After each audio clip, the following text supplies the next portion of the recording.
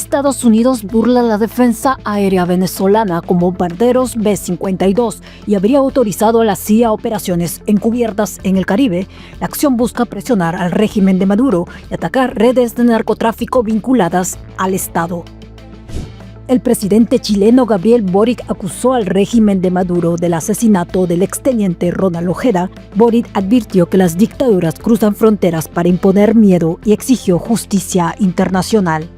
El primer ministro israelí Benjamin Netanyahu enfrenta un juicio por corrupción, mientras Donald Trump pide su indulto, generando atención internacional. Rusia ataca infraestructura de gas en Ucrania, poniendo en riesgo la calefacción de millones ante el intenso invierno, y llaman a la población a prepararse.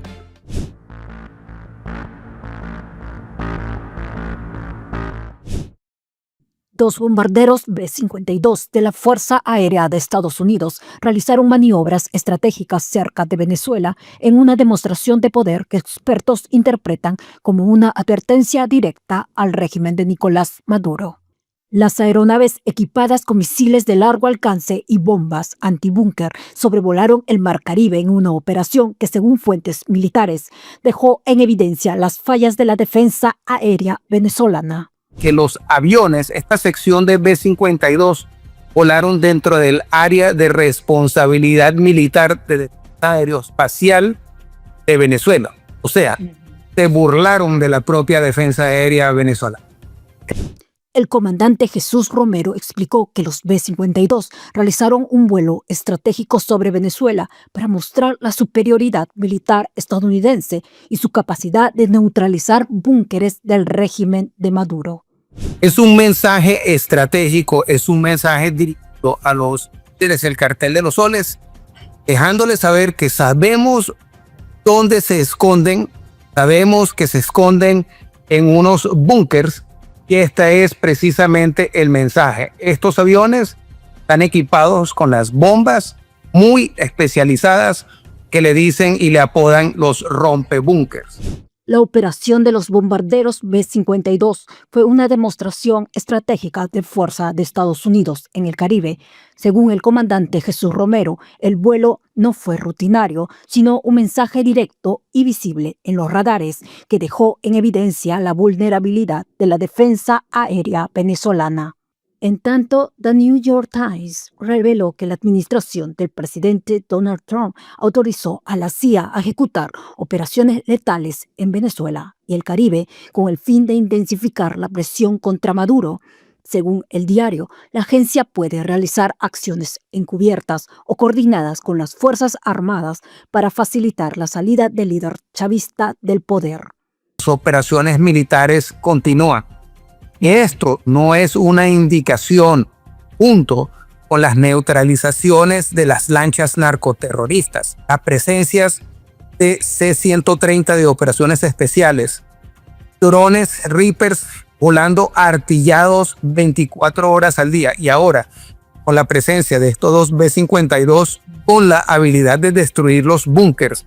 Nicolás Maduro debería de tomarse una segunda vuelta para verse en el espejo, para ver cuál es la mejor alternativa que le queda. Según Romero, el mensaje de Washington es claro: el pueblo venezolano no es el objetivo, sino que el verdadero enemigo lo constituyen el Cártel de los Soles y quienes se amparan en el Estado para proteger el narcotráfico.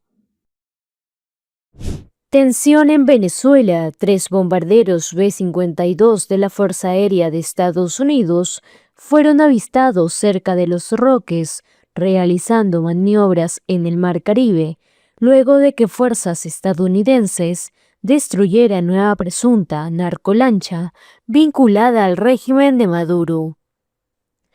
3 bombarderos B-52 de Estados Unidos fueron avistados cerca de Los Roques, realizando maniobras estratégicas en el Caribe.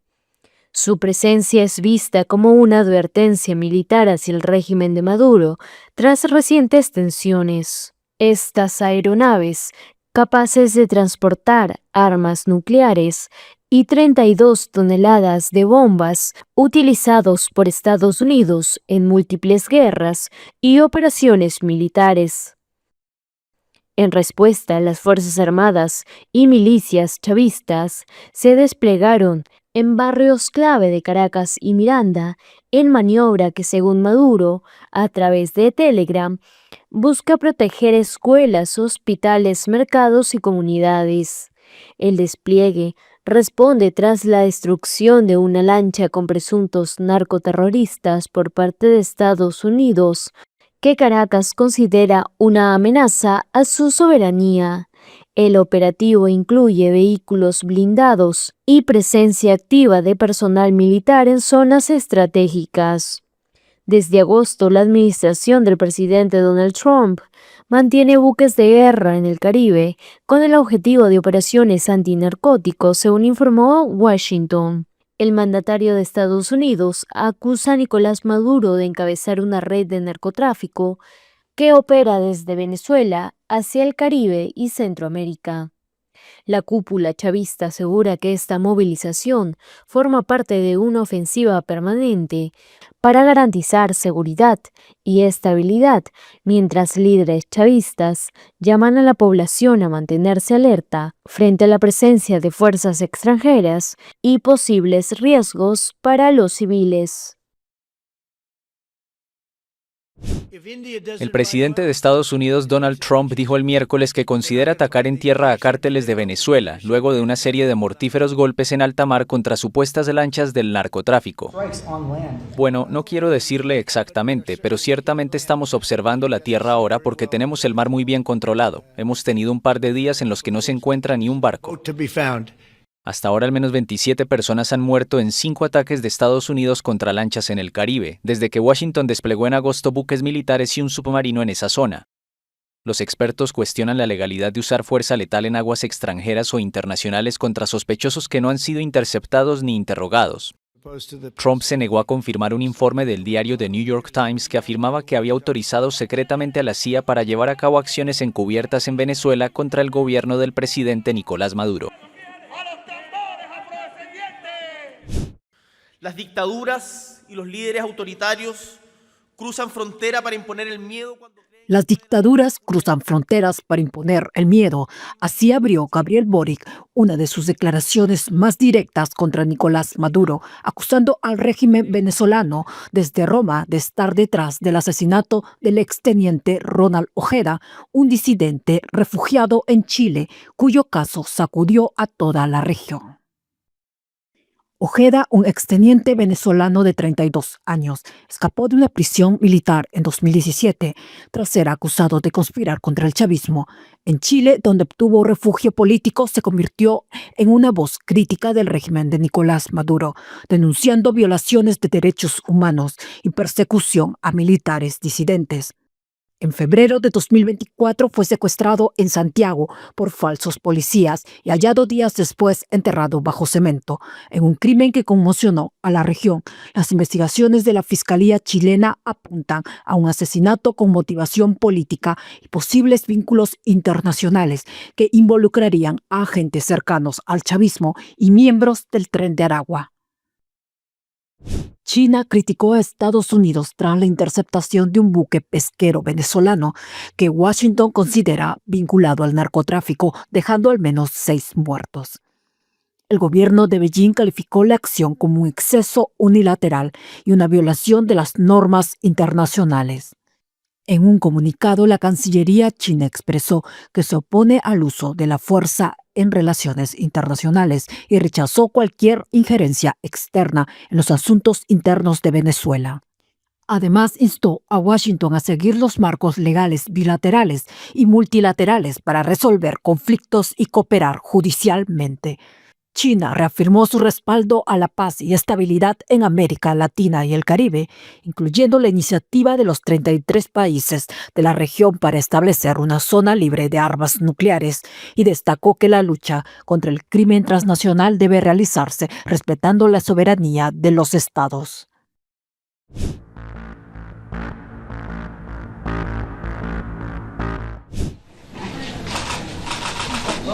Benjamín Netanyahu volvió a comparecer ante la justicia.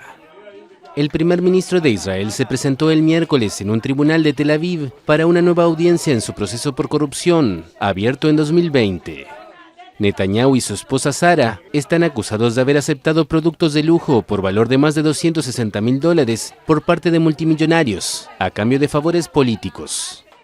En otros dos casos, Netanyahu es señalado por intentar negociar una cobertura más favorable en dos medios de comunicación israelíes. El primer ministro siempre ha negado haber cometido algún delito y ha repetido que es víctima de una conspiración política para apartarlo del poder. El presidente de Estados Unidos, Donald Trump, le pidió el lunes al presidente Isaac Herzog que lo indulte en un discurso en el Parlamento israelí. Cigars and champagne, who the hell cares about that? Presión internacional sobre Gaza. El jefe humanitario de la ONU, Tom Fletcher, urgió el miércoles a Israel a abrir de inmediato todos los cruces fronterizos hacia Gaza para permitir el paso de la ayuda humanitaria, tal como se establece en el plan de alto el fuego. Fletcher tiene previsto acudir el jueves al paso fronterizo de Rafah, donde cientos de camiones cargados con ayuda esperan para ingresar al territorio palestino. Ese es el único punto fronterizo que conecta la Franja de Gaza con el resto del mundo sin pasar por Israel. Más temprano el miércoles, la cadena pública israelí Kan había informado que ese paso fronterizo con Egipto sería reabierto, pero la frontera permaneció cerrada. Actualmente Israel permite la entrada de ayuda humanitaria al territorio palestino a través de otros puestos de control bajo su supervisión, pero las agencias de ayuda se quejan de que la burocracia y los controles de seguridad frenan el flujo de suministros vitales. El acuerdo de alto al fuego permitió que los últimos 20 rehenes que seguían con vida y cautivos en Gaza regresaran a casa el lunes a cambio de la liberación de casi 2.000 prisioneros palestinos de cárceles israelíes. El grupo islamista Hamas, que gobierna Gaza desde 2007, siguió el miércoles devolviendo restos de los rehenes fallecidos, mientras que Israel entregó otros 45 cuerpos de palestinos. El plan de paz implica el desarme de Hamas, pero el movimiento refuerza actualmente su control sobre las ciudades en ruinas del territorio, con una campaña de represión en la que ha ejecutado a presuntos colaboradores. Hamas publicó un video en su canal oficial en el que se ve la ejecución en la calle de 8 supuestos sospechosos con los ojos vendados y arrodillados. Francia condenó el miércoles lo que calificó de ejecuciones sumarias, mientras que el principal comandante estadounidense en Medio Oriente pidió a Hamas que suspenda de inmediato la violencia y los disparos contra civiles palestinos inocentes y aprovechar la oportunidad histórica para la paz.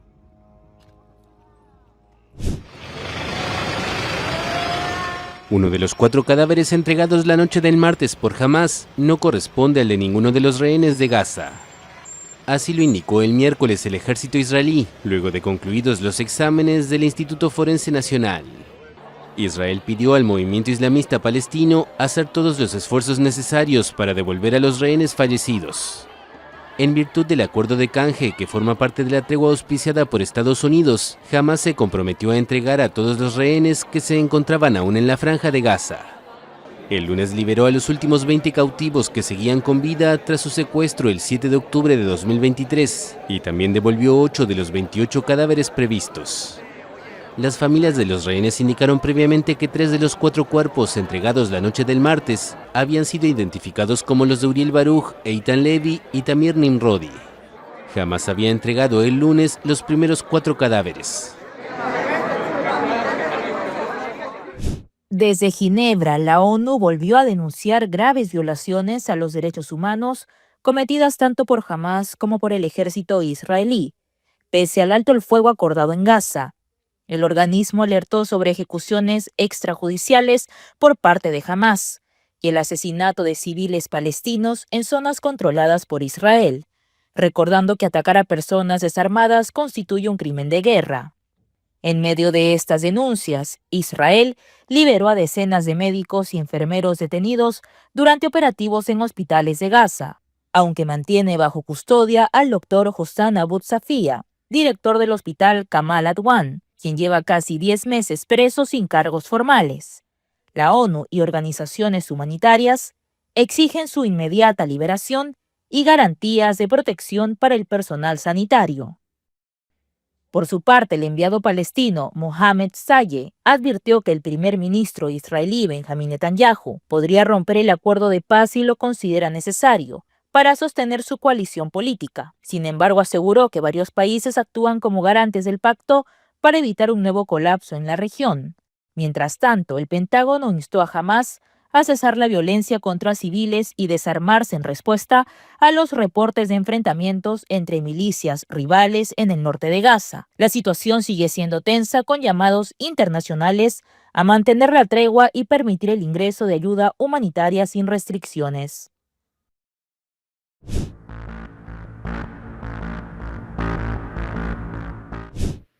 Estados Unidos anunció el miércoles que negocia con el sector privado un nuevo paquete de $20.000 millones para Argentina, lo que elevaría la ayuda financiera para el país a $40.000 millones. La información fue brindada por el secretario del Tesoro Scott Bessent a periodistas en Washington, explicando que se trataría de una línea de crédito complementaria de la línea de intercambio de divisas o swap con bancos privados y fondos soberanos anunciada recientemente.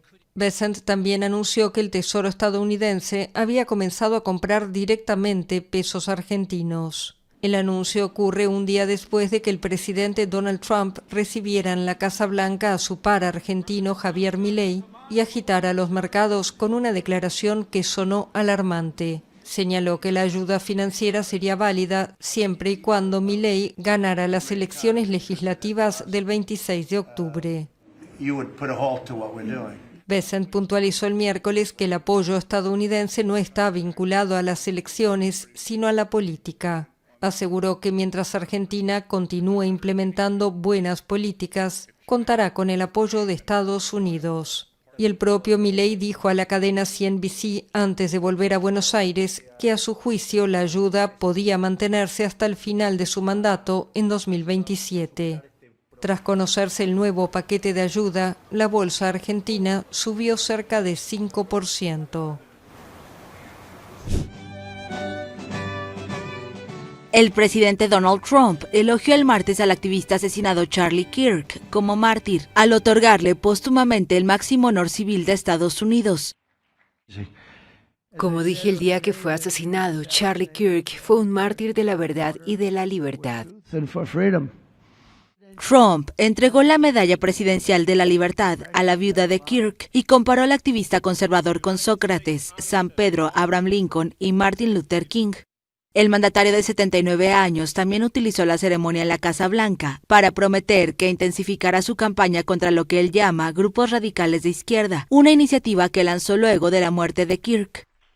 Especialmente tras el asesinato de Charlie, nuestro país no debe tolerar en absoluto esta violencia, extremismo y terrorismo de la izquierda radical. Estamos hartos de las multitudes enfurecidas y no vamos a permitir que nuestras ciudades sean inseguras.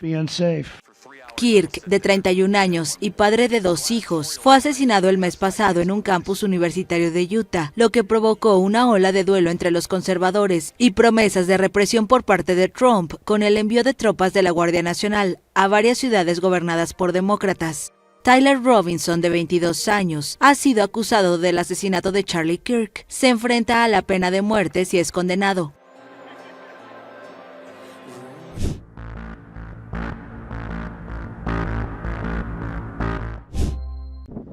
Los recientes ataques rusos contra la infraestructura gasística de Ucrania amenazan con dejar a millones de personas sin calefacción este invierno.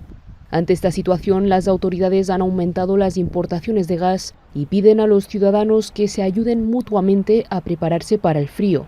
Antes de los últimos bombardeos, el país contaba con reservas suficientes para afrontar el invierno, pero los ataques han dañado gravemente los centros de almacenamiento y extracción. El gobierno busca ahora fuentes alternativas de suministro como Noruega o Oriente Medio, aunque necesita financiación adicional. Ucrania calcula que necesitará unos 2.000 millones de euros para importar el gas necesario, mientras que el Banco Europeo de Reconstrucción y Desarrollo prepara un crédito de 500 millones.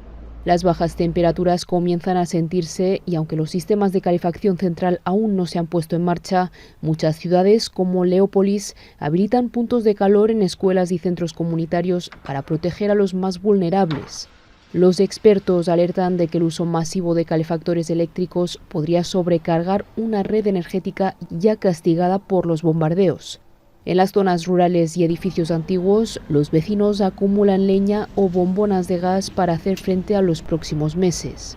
Pese a las dificultades y el desgaste de la guerra, Ucrania se mantiene firme.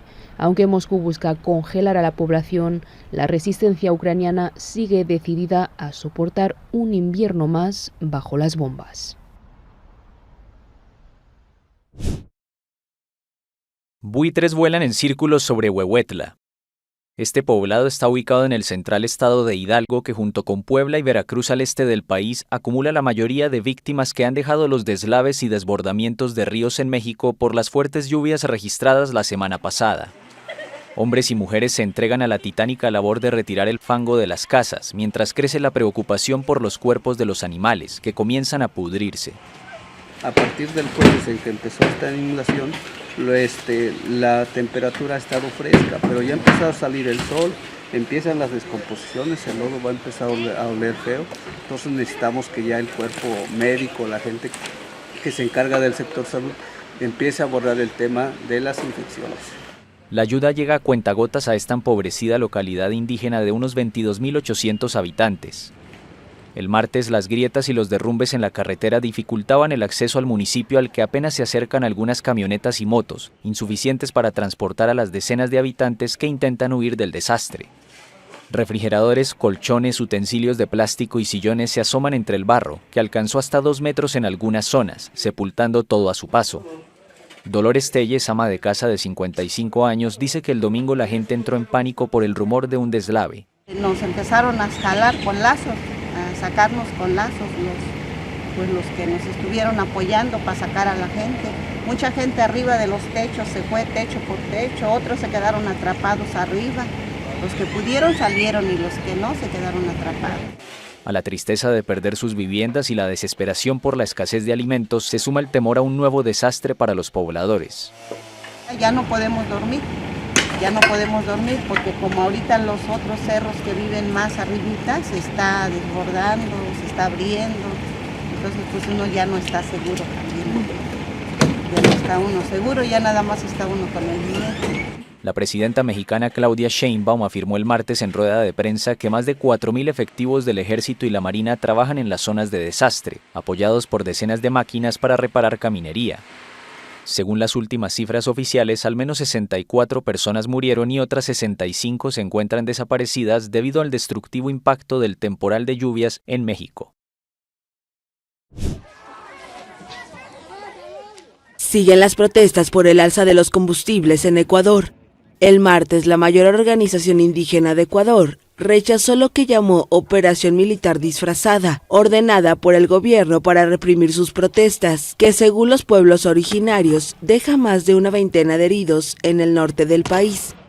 El lunes, un convoy de 100 vehículos con personal militar y policial viajó desde Quito hasta la provincia de Imbabura, principal foco de las manifestaciones que empezaron el 22 de septiembre. El gobierno de Daniel Noboa sostiene que se trata de un convoy humanitario para distribuir víveres a los afectados por los cierres viales. La organización indígena CONAIE lo tildó de operación militar disfrazada. No hubo diálogo ni nada y empezaron ahorita, como ves, a llegar todo así con toda la fuerza. Entonces, ¿qué hace uno? El pueblo se levanta y... Fuimos atacados, la fuerza pública actuó como debe ser, precautelando que la ayuda pueda llegar aquí a Otavalo. Vamos a estar aquí en Otavalo, nada ni nadie nos va a detener. La gente pide esto y nosotros estamos aquí como gobierno y como fuerza para cumplirlo. Paula, Indígenas y campesinos protestan contra la eliminación al subsidio del diésel, que eleva el costo de vida en un país donde la pobreza es de 41% en las zonas rurales.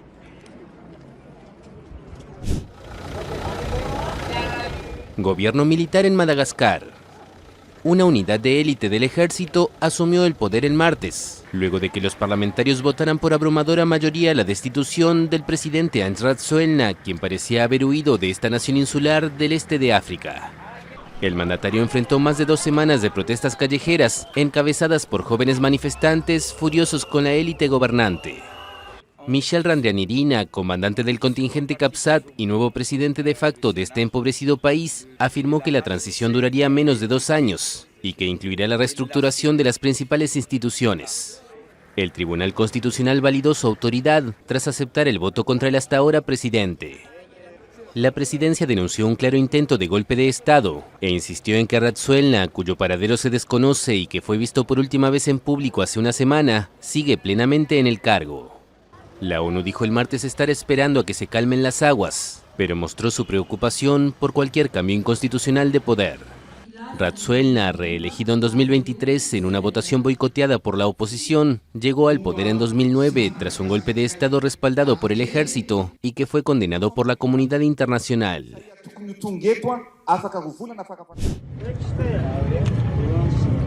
Nuevos enfrentamientos entre Pakistán y Afganistán. Fuentes oficiales de ambos lados de la frontera informaron el miércoles la muerte de decenas de soldados y civiles, antes de que las dos partes acordaran un alto al fuego de 48 horas. La violencia se ha recrudecido desde las explosiones de la semana pasada en Afganistán, incluidas 2 en la capital, que el gobierno talibán atribuyó a Pakistán. En represalia, Kabul lanzó una ofensiva a lo largo de partes de su frontera sur, lo que llevó a Islamabad a prometer una respuesta contundente. Cuando Pakistán atacó a Afganistán, el Ministerio de Defensa ordenó a nuestro ejército deben responder a este ataque. Entonces, los mujahidines a lo largo de toda la frontera, desde la frontera con Irán hasta el corredor de Wahan, lanzaron simultáneamente un contundente contraataque. No queremos atacar ni invadir a nadie, pero si alguien nos ataca, responderemos de la misma manera que lo hicimos con la Unión Soviética y con Estados Unidos y la OTAN. Las relaciones entre los países vecinos han sido muy tensas desde que los talibanes volvieron al poder en Afganistán, en el verano boreal de 2021. Pakistán acusa continuamente a Kabul de dar refugio en su territorio a grupos liderados por los talibanes pakistaníes, lo que Afganistán desmiente.